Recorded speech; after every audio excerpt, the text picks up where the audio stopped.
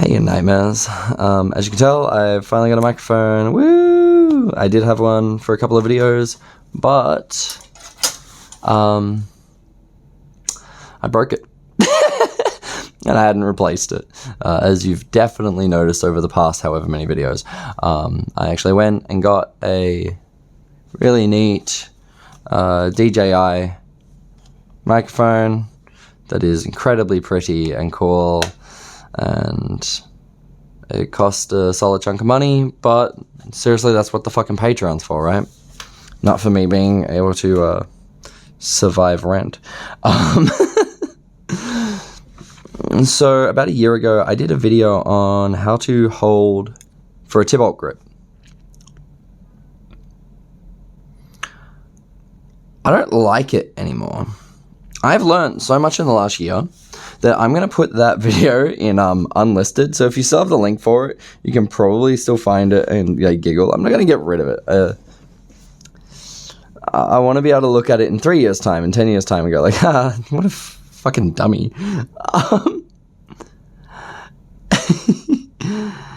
But I don't want it to be the thing that people find to qualify how to do a Thibault grip. I'm also going to do my second video on interfacing after this. You're probably going to see my first video of interfacing release soon. And then in a month's time, you're going to see my video for interfacing that I'll do today. That's just because I got a backlog of videos. So, woo! You're going to see a sword right now that hasn't shown up in any of my videos yet, because it's actually the same sword that I use, and I'm going to have to make a couple of edits to it in the next couple of weeks. Who would have thought that I keep chopping my poor sword? But the amount of edits I've made to it has made doing a correct Thibault grip available. So the sword, just as like a caveat, a Thibault grip is the grip that Gerard Thibault D'Anvers, or whatever, something like that, suggests is the correct way to hold a sword. He also seems to be the only person who suggests to hold it like this, which is kind of wild. His book was liked, mostly. Some authors did critique it for being too verbose. Some authors critiqued it for having too much information. I think those authors are doing beautiful magic tricks of sales, and power to them. I hope they got their fucking food paid for by doing such, but that doesn't make them correct. So if you fall for sales tactics regularly, please go hit up your local charity person in the middle of a shopping mall that starts a conversation with you. They will love you. Now, I'm going to have a look at my Thibault grip sword.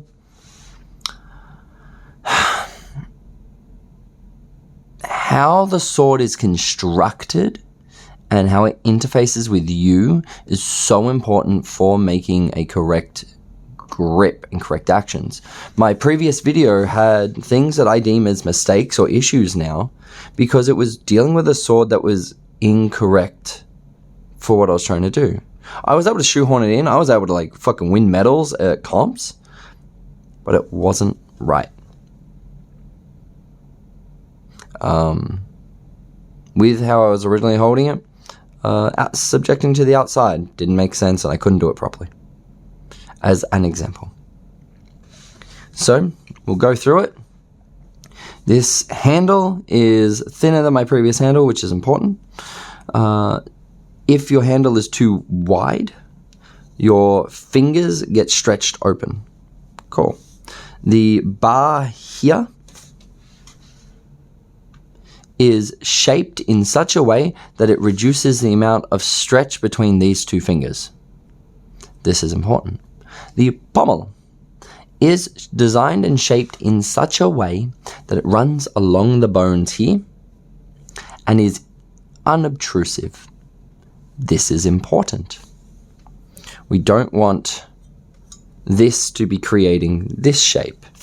Just as an example, here is a cupless malleus without a knuckle bow. And you'll notice that it pushes, it takes up space this way, which then creates a shape that the wrist needs to kink around. So here it is here, and just have a look at my wrist now. Boom. My wrist gets to sit quite flat comparatively. Now, Thibault doesn't have a knuckle bow on his ideal sword design. That is because your hand will be rotating around the sword often. It will be going around the sword. So if we have a sword, I have one sword with a knuckle bow here, boom, an unedited malleus. To do the Thibault grip here is with the knuckle bow here is kind of fine because you get the right wrist placement. And then when you go to cut, you have a knuckle bow jamming into the side of your arm.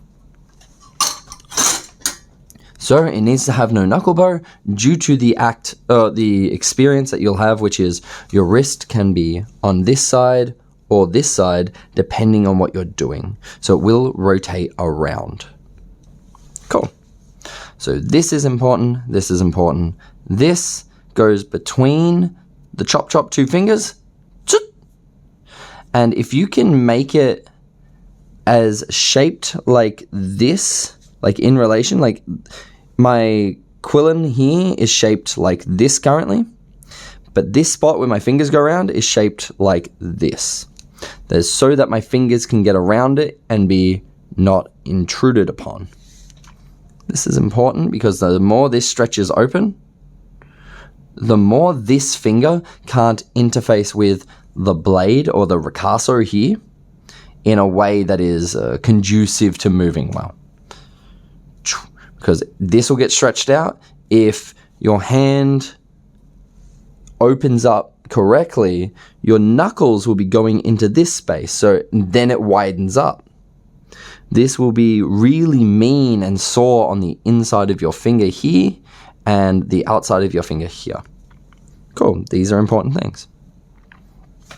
Your quillin block here, I do not have an... Oh, I've got one unedited quillin block on this malleus. So your thumb goes along the quillin block to the ricasso, to the blade, and if your quillin block is a shape there, you're going to be interfacing with the quillin block more than you're going to be interfacing with the blade, which will just create a little bit of fogginess, and your sensitivity will dump. Not great. It will also cause wear points that will wear out your gloves and your skin. So you will struggle to do a Thibault grip. I encourage getting a file. I forgot what to call it. So you got like rasps, which are those super aggressive ones. That's really good for wood and stuff. Don't use that. You don't want a very fine file because you will take all day. So something in the middle ground of that is what I use. I've just forgotten all the name and stats of it, but you'll figure it out. I'm going to keep that in because I can't be bothered editing it. Now, the reason that's important is that your thumb travels down the ricasso. I'm going to use this edited malleus that has the same modifications but without the rings here so that you can see what I'm doing. I'll just come in close, but we are here. But our thumb travels down the blade and you want it to be able to sit against the blade. You also want to file away a little groove here just for this bony protrusion, because your thumb isn't a fucking hot dog. It's like a stick, goes wide because of the knuckle with bony protrusions on each side, a thin stick, and then a ball point like a stylus. But so you want that so that the bony protrusion doesn't go every time you dig into the blade, and then you don't hate yourself. This will need to be kind of squared off on the top side so that your thumb pressing into it, you can find the corners and not slip off the corners. boom, which will help with your rotations and your pushing of the blade into position. But you want roundedness on the underside because your index finger will wrap round ever so slightly and inform the pad of the finger on pressure on the other side. So you're going to pinch grip your blade, but you're pinching this way, not this way on the blades. So you're not going dink, because that looks kind of wonk. You're going to go over the top and underneath. And that's why this here is super important for allowing the finger to wrap round. Choo. Your knuckle will come away ever so slightly to allow that pad to hit here. You can choke up and squeeze it sometimes, but then you'll get a lot of pressure from here into here. Here. So let that be nice and open. This side, the underside of the quillen block, needs to not be too obtrusive because it will separate the fingers in a nasty way. And the more this finger gets shoved here, the more the hand wants to rotate round, the more the thumb goes forwards, and then the more it's hard to keep it between the bony protrusions here. So we sit here, but this should look something like the drawings now. Boom. If I do it left-handed so that you can see what's going on, but the fingers wrap round. See this 45-ish angle? Yes. Yes. Thumb travels down the blade. Handle goes between the bony protrusions, and pommel cannot be intrusive. Things that will fuck you up, of course, are these bars. Feeling any slight irritation will reduce how much force you can impart in the sword, and you'll crack the shits. This being too wide will cause irritation here and cause the fingers to separate ever so slightly in a way that you'll be like, yeah, it's like I'm holding a whole wooden plank, wide and everything, like a floorboard between your fingertips, and you're wrapping your finger around a floorboard. It'll send you insane. So if that's giving you the shits, file it away, deal with it. And not being able to put the thumb along the blade. Now in my previous video I said here, something like this, where the thumb is resting on here. That's because my quillen block was a big dark wood quillen block and hurting my finger. So of course this is the only interaction that makes sense suddenly. Like, yeah, cool, I can cut, I can thrust, I can do things. But it was hurting me. It also made me need a longer handle and a bigger handle. Smaller handles are good. So, finger wraps around. You want heaps of room here. If your sword doesn't have heaps of room in here, you'll find your finger jamming up against the bar or against in here. Thumb along. Finger wraps round. Index finger interacts with this part of the ricasso. And thumb actually does a lot of pushing this way to aim the sword into interactions, to aim the twists in, to aim that in. You'll turn 45 and push the tip in with your thumb.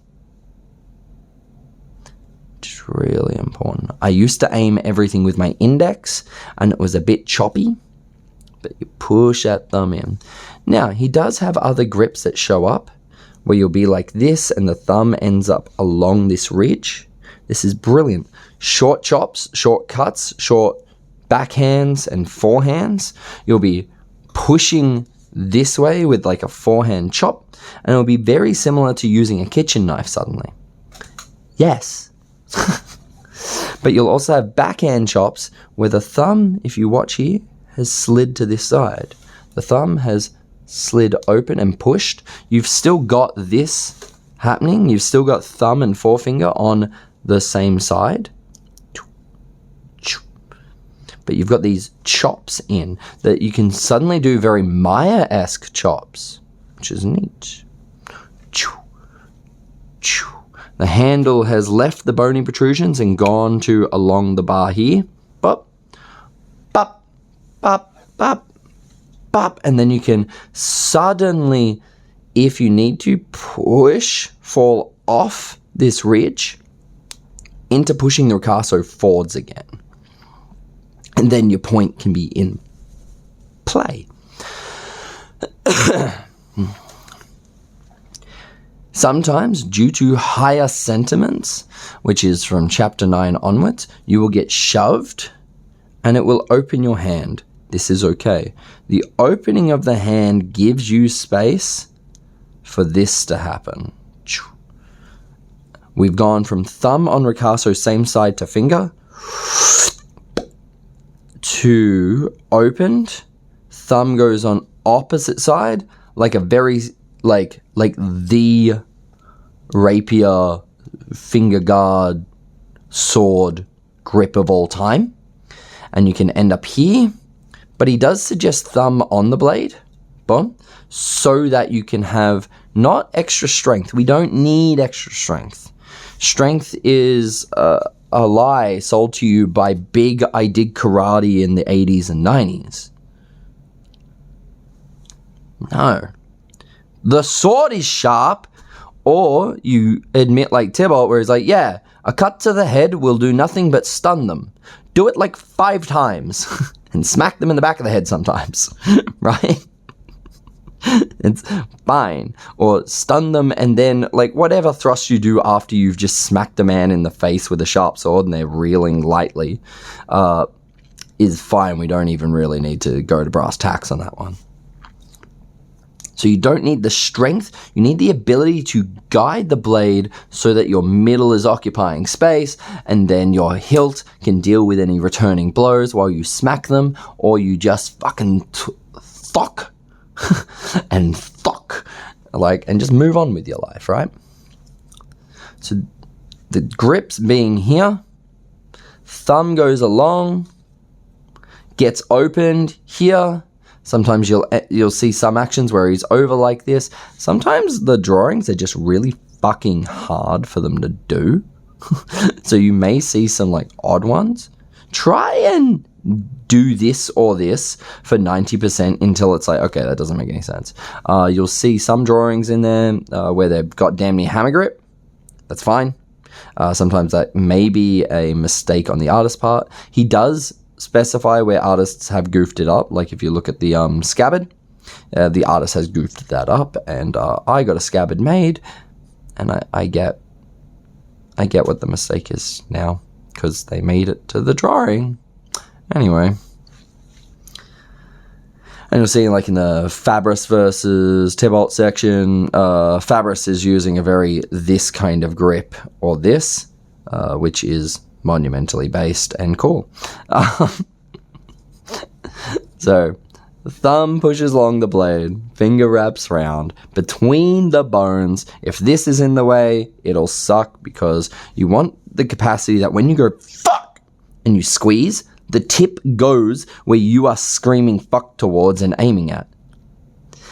As an example, right now, this sword, if I have 2 fingers over, even with the edits I've made to make it nicer, when I go fuck and I just squeeze the prick, my tip goes wildly off into Narnia.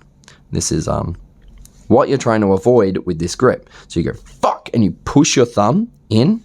This part of your hand gets beat to shit for a while because half of your sword holding is this massive lump of meat countering your fingers. Wow. Fuck that. Sometimes you may need to aim low, but anytime that you're aiming low or aiming in, your pommels should either slightly, how do I show that? Slightly come up over the top a little, or come under ever so slightly. But you won't take positions like this very regularly, but you will take turned quillin positions like this, where you actually get to keep it exactly where it is, but you've got this nice crooked position. Here I am in a like nearly a full crump, one-handed crump, boom, like this, but it actually is quite close to the bony protrusions. Same with here. You're going to be rotating your quillins a lot to create space for you to fit when you do actions.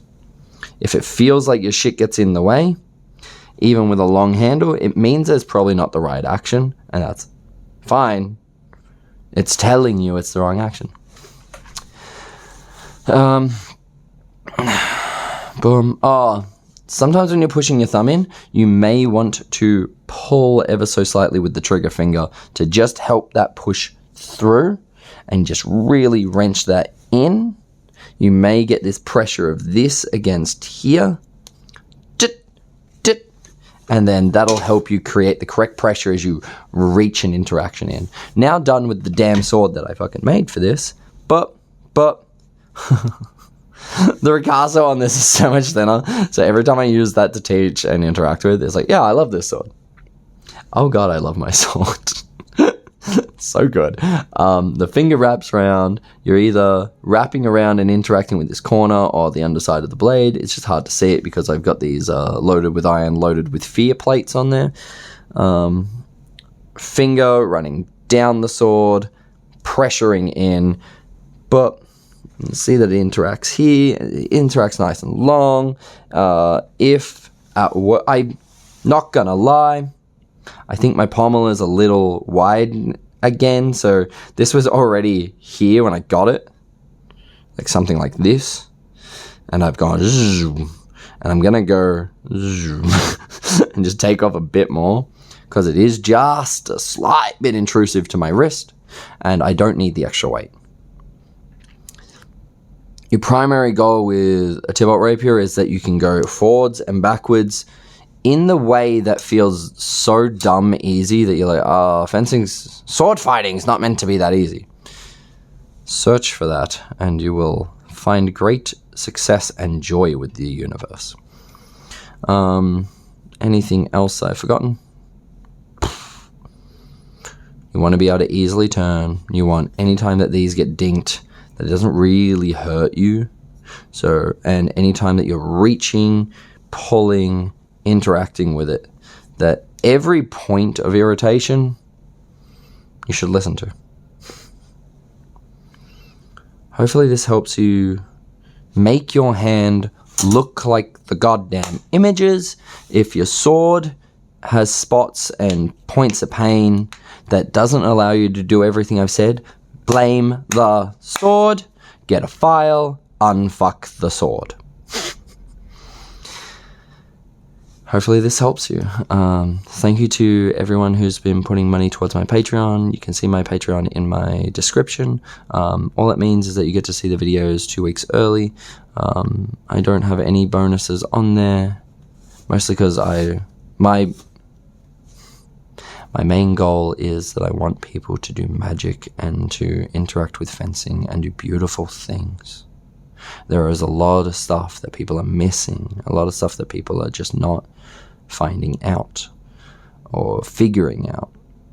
I want you to do great things. The issue is that I need to be able to pay my rent, like every artist. So everyone who has put money towards it, I'm so grateful, and you make me cry every month. You've made some very turbulent moments in my life a bit more saleable. So thank you all so much.